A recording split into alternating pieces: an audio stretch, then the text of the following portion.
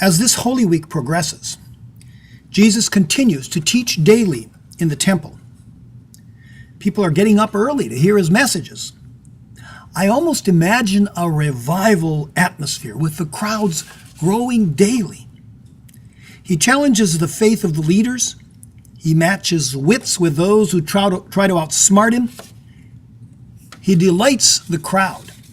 Meanwhile, the priests, the scribes, and the entire religious leadership are growing more and more uneasy. This Jesus is challenging their power. That is obvious. But if Jesus does set off a spark and ignite resistance against the Romans, the entire Jewish community will suffer, and suffer terribly. Here is how the Gospel of John puts it. So the chief priests and the Pharisees called a meeting of the council and said, "What are we to do? This man is performing many signs. If we let him go on like this, everyone will believe in him, and the Romans will come and destroy both our holy place and our nation." But one of them, Caiaphas, who was high priest that year, said to them, "You know nothing at all. You do not understand that it is better for you to have one man die for the people than to have the whole nation destroyed." So, as they plotted on how to kill Jesus, they could argue they were acting for the ultimate good of the people. How often have leaders before and since then used that argument? Finally, the day for the festival of the Passover comes. This festival was celebrated in homes with a ceremonial meal that recalled the chosen people's bitter slavery in Egypt 1,300 years earlier.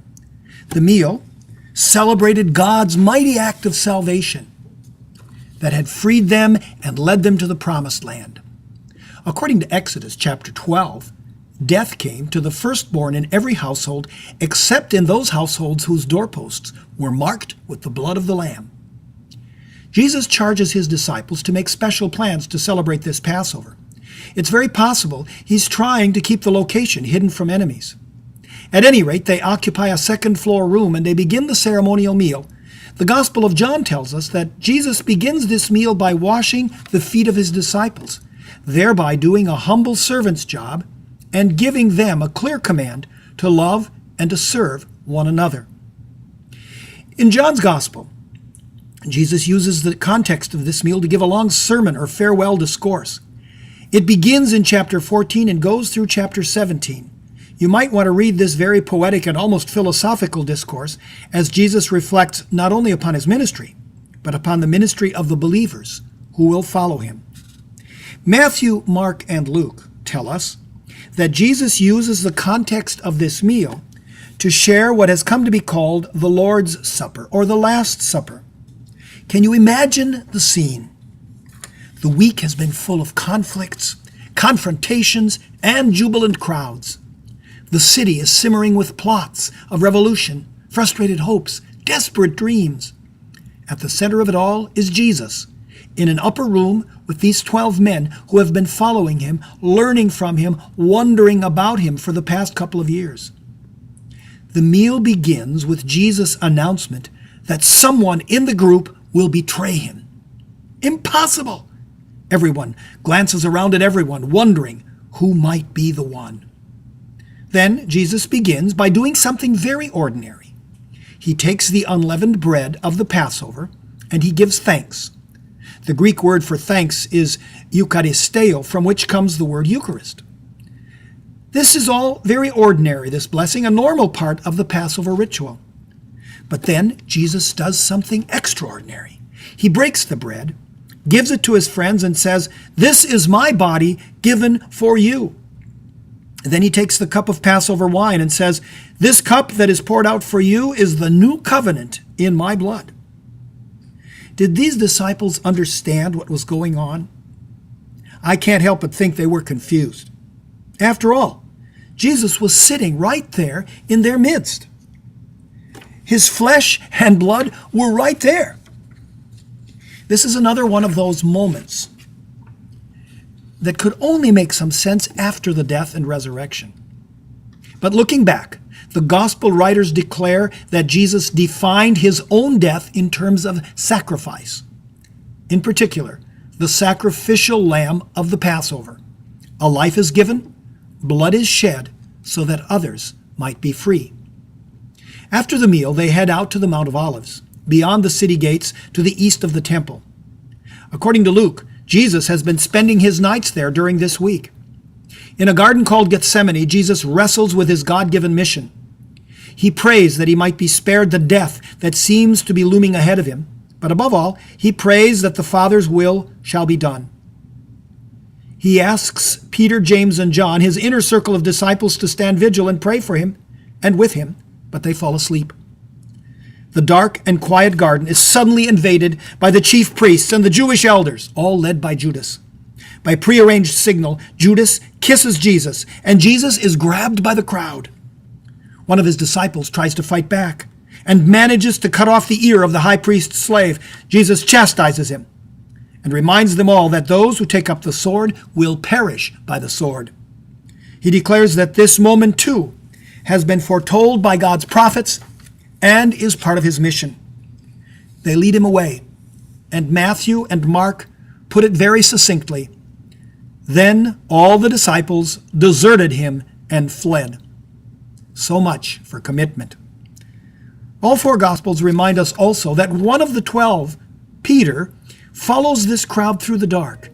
And when they arrived at the house of Caiaphas, the high priest, he hangs out in the cold courtyard to see what will happen. A few hours earlier, in the coziness and safety of the upper room, he had declared his willingness to fight and die for Jesus. Now, faced with that possibility, he denies that he even knows the man. He denies Jesus not once, but 3 times. Do you remember the Old Testament stories of David?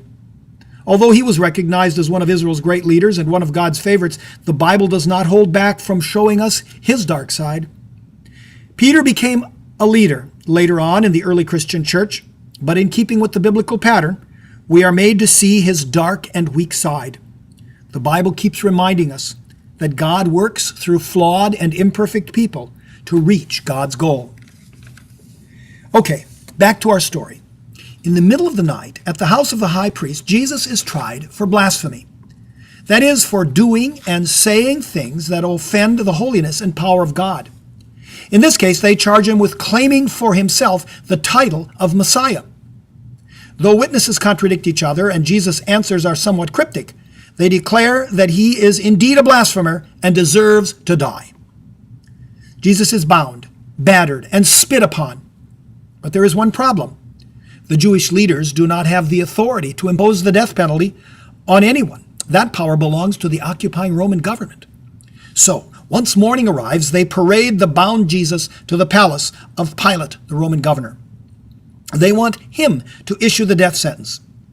But Pilate is reluctant to get involved in what he sees as religious infighting. He sees that jealousy is the main motive for their hostility.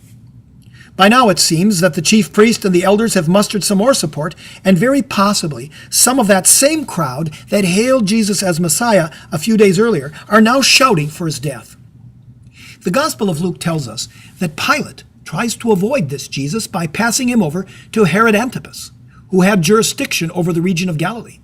Since Jesus is from Galilee, Pilate dumps the problem into his lap. So now Jesus is dragged to Herod. Herod tries to get something out of him, tries to get him to perform some miracles, but Jesus remains mute and refuses to respond. A frustrated Herod sends him back to Pilate. Pilate is now feeling cornered. He tries another angle. Every year during the festival of the Passover, the governor would grant a pardon to one criminal.